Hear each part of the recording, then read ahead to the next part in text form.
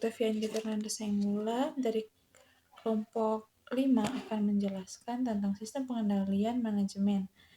Saya akan menjelaskan bagian pertama, yaitu pengertian sistem pengendalian manajemen. Tujuan perusahaan adalah untuk memperoleh laba yang sebesar-besarnya, memakmurkan pemegang saham, serta memakmurkan seluruh isi perusahaan termasuk karyawan. Dengan demikian, untuk mencapainya, perlu salah satunya adalah melakukan pengendalian manajemen dalam perusahaan. Untuk melakukan pengendalian manajemen dalam perusahaan perlu sebuah sistem pengendalian manajemen. Definisi sistem adalah suatu cara tertentu untuk dilakukan berulang-ulang untuk melaksanakan sesuatu atau kelompok aktivitas. Pengendalian adalah proses untuk menjamin agar kegiatan ke arah ketujuan yang diinginkan. Contoh alat pengendalian sopir truk adalah mata sebagai sensor, otak sebagai asesor, kaki sebagai efektor, elemen dari sistem pengendalian. Baik, saya atas nama Mariana Vitalia Leko dari kelas 4A D4 Akuntansi Sektor Publik. Saya sebagai pemateri 2. Struktur pengendalian manajemen. Struktur pengendalian manajemen terdiri dari beberapa, yaitu struktur organisasi. Struktur organisasi adalah sebagai salah satu bentuk pengendalian dalam manajemen ketika dalam perusahaan terdapat struktur organisasi yang jelas, maka akan mudah untuk memberikan tanggung jawab pada masing-masing jabatan yang ada dalam struktur organisasi tersebut. Contoh struktur organisasi fungsional. Organisasi fungsional diciptakan oleh F.W. Taylor, yaitu suatu bentuk organisasi di mana kekuasaan pimpinan dilimpahkan kepada para pejabat yang memimpin satuan di bawahnya dalam satuan bidang pekerjaan tertentu. Struktur ini berawal dari konsep adanya pimpinan yang tidak mempunyai bawahan yang jelas dan setiap atasan mempunyai wewenang memberi perintah kepada setiap bawahan sepanjang ada hubungannya dengan fungsi atasan tersebut. Ciri organisasi kecil ini di dalamnya terdapat kelompok-kelompok kerja staf asli, spesialisasi, pendelegasian wewenang. Dalam struktur pengendalian intern ini, pendelegasian wewenang juga merupakan salah satu upaya perusahaan untuk mengendalikan perusahaan.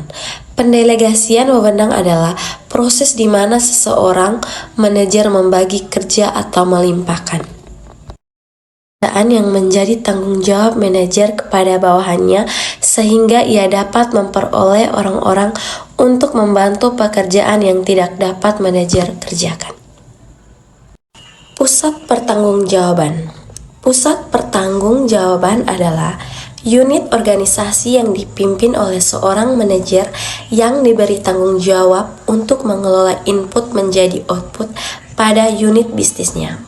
Pengukuran kinerja manajer pusat pertanggungjawaban berdasarkan efektivitas dan efisiensi.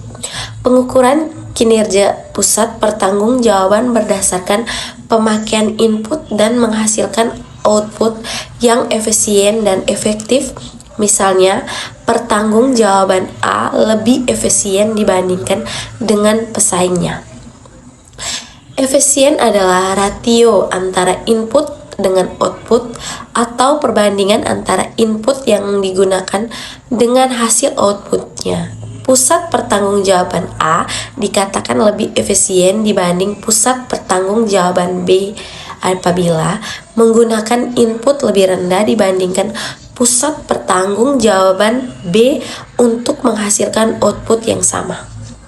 Menggunakan input yang sama dengan yang digunakan pusat.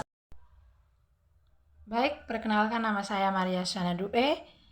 Saya akan menjelaskan mengenai bentuk pusat pertanggungjawaban. Terdapat 4 bentuk pusat pertanggungjawaban yang diklasifikasikan sesuai dengan pengukuran input dan outputnya pada setiap pusat pertanggungjawaban, yaitu A. Pusat pendapatan. Pusat pendapatan adalah pusat pertanggungjawaban yang prestasi manajernya dinilai dari pendapatan yang diperoleh pada pusat pertanggungjawaban. Outputnya diukur dalam satuan moneter dan tidak dihubungkan dengan inputnya. Contoh dari pusat pendapatan adalah Departemen Pemasaran, prestasi manajernya dinilai dengan penjualan yang diperoleh berupa satuan moneter. Option B, pusat biaya.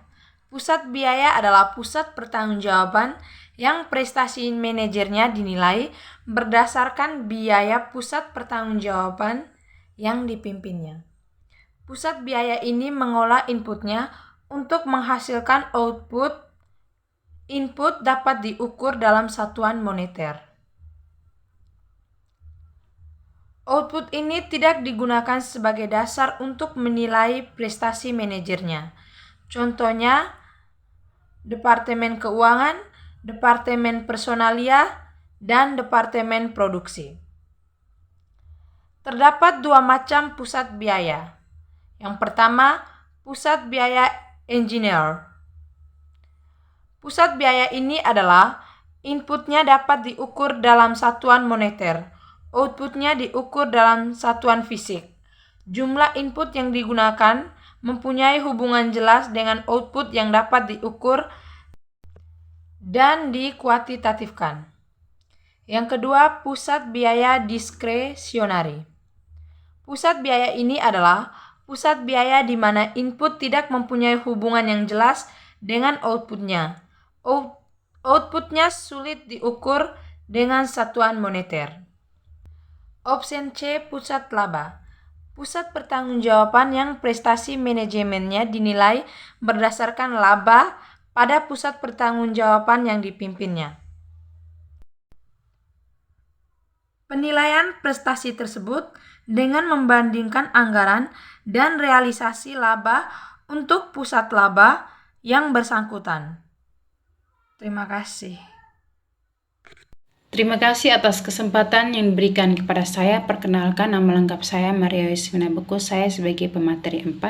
Di sini saya akan menjelaskan tentang pusat investasi.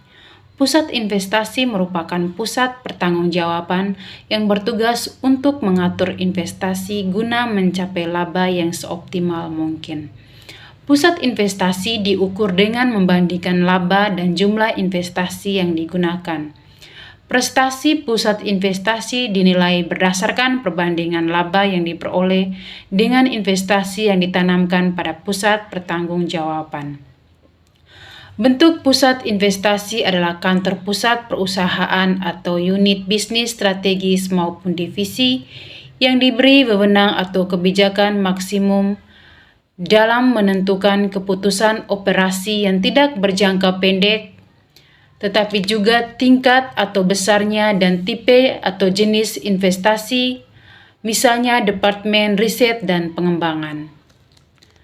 Pengukuran prestasi digunakan untuk mengetahui sejauh mana pusat investasi dapat memperoleh hasil yang memuaskan bagi perusahaan. Penilaian prestasinya dengan menggunakan dua metode. Metode yang pertama adalah metode Return on Investment atau ROI. Dengan mengetahui ROI dapat digunakan untuk menghitung apakah uang yang diinvestasikan oleh perusahaan menghasilkan laba yang sesuai atau tidak. Penilaian prestasi dengan cara membandingkan ROI yang dicapai perusahaan terhadap ROI yang ditargetkan akan dikatakan efektif bila nilai minimal ROI yang dicapai sama dengan yang ditargetkan perusahaan. Rumusnya adalah ROI sama dengan laba operasi per investasi yang digunakan kali 100%. Yang kedua adalah metode residual income atau RI. RI adalah kelebihan laba bersih terhadap persentase yang diisyaratkan dari aktiva operasional rata-rata. RI sering digunakan untuk mengevaluasi atau mengukur apakah kinerja manajer investasi sudah baik atau belum. Tingkat laba residual akan positif bila laba neto lebih tinggi daripada tingkat return yang diisyaratkan. Rumusnya adalah RI sama dengan laba operasi kurang biaya modal. Biaya modal C. Proses pengendalian manajemen. Proses pengendalian manajemen terdiri dari beberapa, yaitu yang pertama, perencanaan strategi. Perencanaan strategi adalah keputusan yang akan diambil di mana program-program apa saja yang akan dilaksanakan oleh perusahaan dan seberapa besar jumlah sumber daya yang akan dialokasikan ke setiap program yang akan dijalankan di masa yang akan datang. Yang kedua, penyusunan anggaran. Penyusunan anggaran adalah penyusunan rencana operasi keuangan yang mencakupi perkiraan sumber pendapatan yang diharapkan dan pengeluaran yang diusulkan untuk membiayainya dalam waktu tertentu. Yang ketiga, pelaksanaan. Dalam bidang keuangan, pelaksanaan anggaran dari program-program yang sudah dibuat untuk mewujudkan tujuan perusahaan dengan mengacukan anggaran yang sudah dibuat perusahaan dalam bentuk transaksi-transaksi yang harus dipertanggungjawabkan dengan membuat laporan pertanggungjawaban beserta bukti. Pelaksanaan juga dalam bentuk pelayanan dan program-program yang sudah ditetapkan perusahaan sebelumnya. Yang keempat, evaluasi. Evaluasi kinerja dari semua tahapan proses pengendalian manajemen akan dijabarkan melalui 4 perspektif balance atau scorecard, yaitu evaluasi bidang keuangan, kepuasan pelanggan, proses bisnis intern, dan pembelajaran dan pertumbuhan.